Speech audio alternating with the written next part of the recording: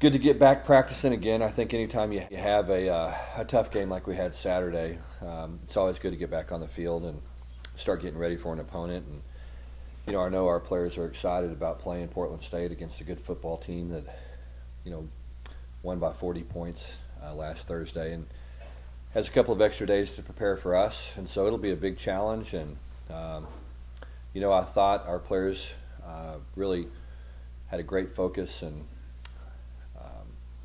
thought we had a really good night of practice last night, and excited about getting back out and grinding today and getting better. So it'll be a big challenge for us, as everybody knows and everybody's seen and everybody's talked about. There's a lot of upsets in college football every week, and as a coaching staff, we've got to do a good job of preparing our players this week, and they've got to do a great job of going out and playing incredibly well Saturday. If we don't, we'll get beat, and so we certainly understand that as a coaching staff, and our players need to understand that. And so it's gonna be a big week for us, and I think this how we perform on Saturday will say a lot about our program, and where our guys are mentally, and so it's a big game for us. Sonny, it's one thing for a coach to tell his players you got to get fired up for an opponent from a lower level, but when you look at what Eastern Washington did and what a number of other schools did this week, does that help you give them something tangible to show them that this really does happen? I think it does to an extent. I think young people have a tendency to believe what they want to believe, and anytime that there's some evidence that you can show them, I think it helps. But we want to have the mentality where our players understand. You get 12 opportunities a year to play. You work 320 days a year probably, getting in shape and preparing yourself to play, and so you've got to do a great job of really capitalizing on every opportunity. And when you have a young team like we do, every practice is important, every game is important, every chance to get better is really magnified, and you hope that your kids have that competitive spirit where they're going to play hard for 60 minutes every play, no matter what. And again, that's the kind of mentality we want to build in our program, and the kind of culture we want to build in this program. It's very important that we establish that.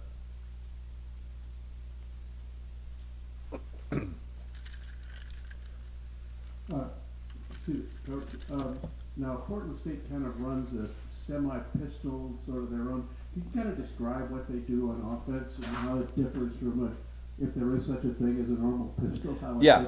I think they're a pistol offense. I mean, certainly based on Nevada, they look like Nevada. They do a good job of running it, and they, so much of the pistol's about staying tight in angles, and all their angles are tight.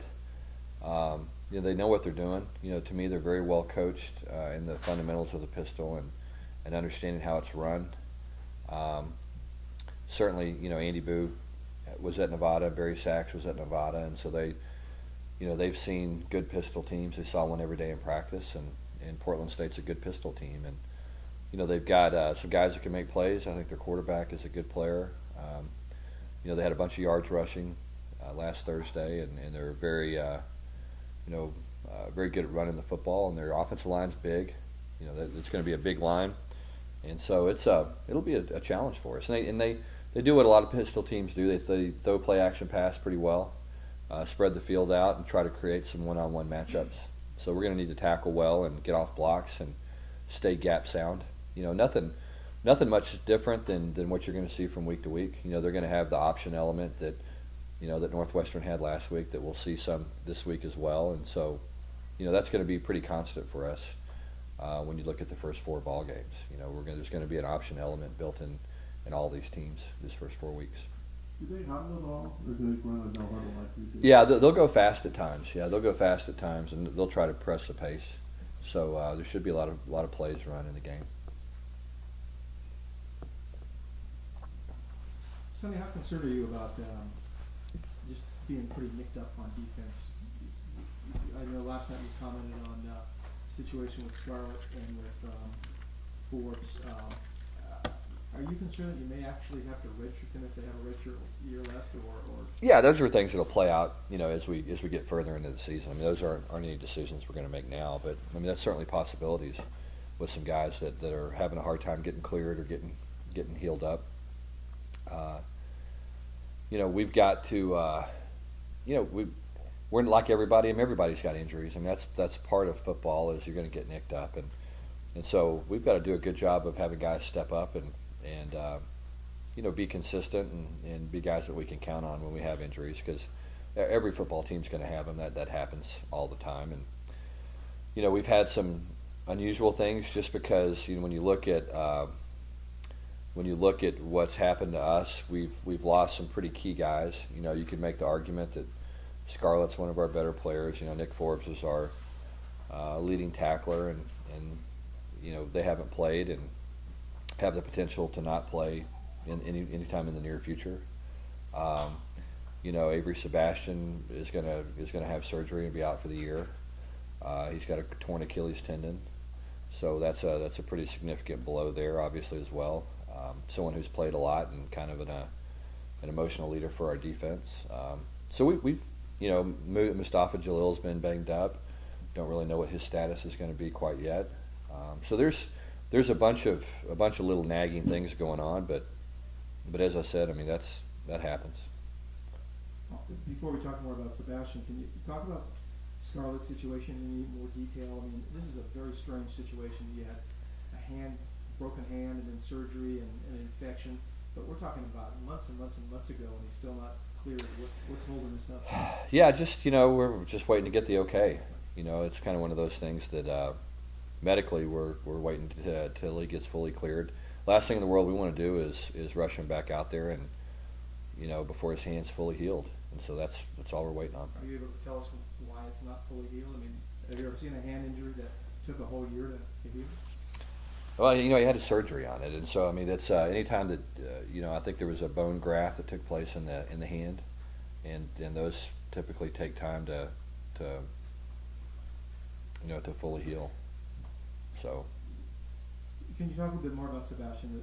He's been through a lot in a period of about a month, and yeah, it sounds like it's done. Yeah, it's tough for him. I mean, Avery's a kid that loves to play football, has tremendous passion for the game. He's one of our leaders on a team that doesn't have a ton of leadership, and so it's a big loss for us in a lot of different ways. You hate it for him personally because he's somebody that does things the right way and is incredibly invested in our program, but he'll be back, and it's an injury that he can get fixed, and he'll be back better than ever next year. And good thing is he's got a redshirt year, and so he'll be around in our program a year longer. It's a very tough injury, though, isn't it? Yeah, it is. It is. And, I think it's one of those injuries that technology-wise now is better than it was. I think. We would expect him to make a full recovery.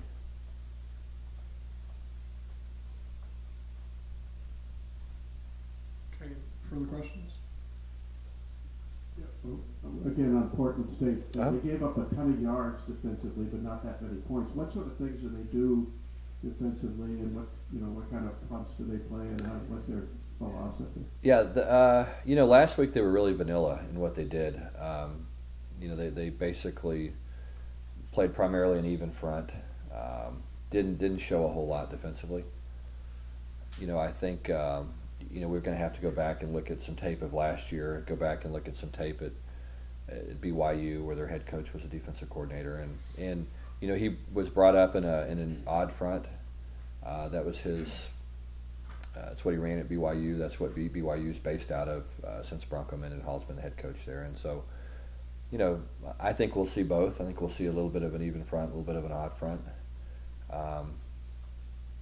As I said, they didn't have to do much last week, so there'll be some unknowns. But it's just like it's what we talk about all the time. We got to worry about ourselves, and we'll have our guys prepared for either look, and hopefully be able to adjust with what we see.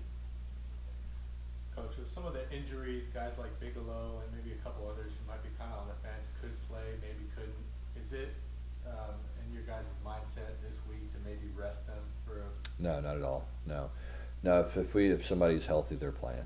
Yeah, and they're going to play just like we would play, regardless of who we play against. How much of an emphasis will you guys have this week on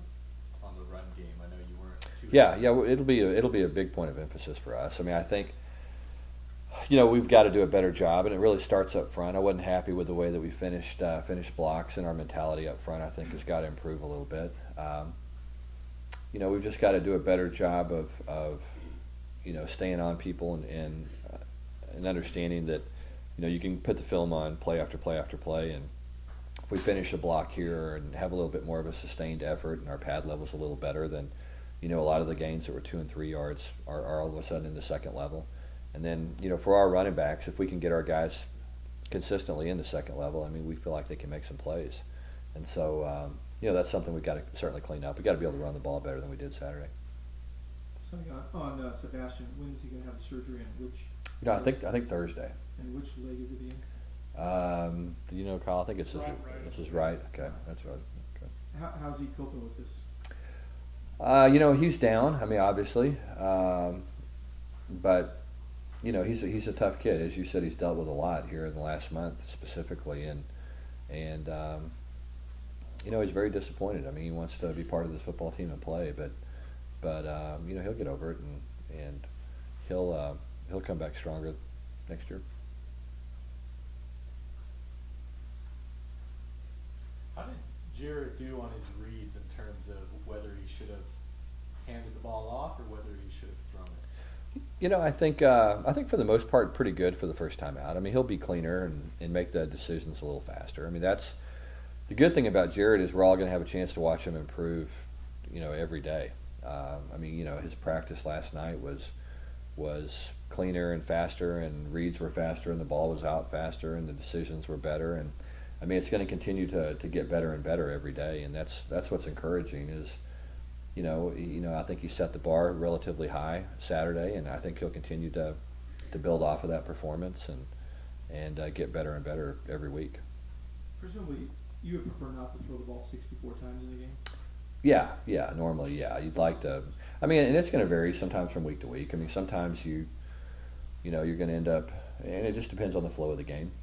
We don't ever go into a game and say, we want to be, 50% run, 50% pass. I mean, it just depends on, what they're giving you, and you want to do a good job of taking the easy things. That's what our offense is built on. Is if you got numbers in the box, run the ball. If you don't, then throw it and get the ball to the grass. And those are all things that that.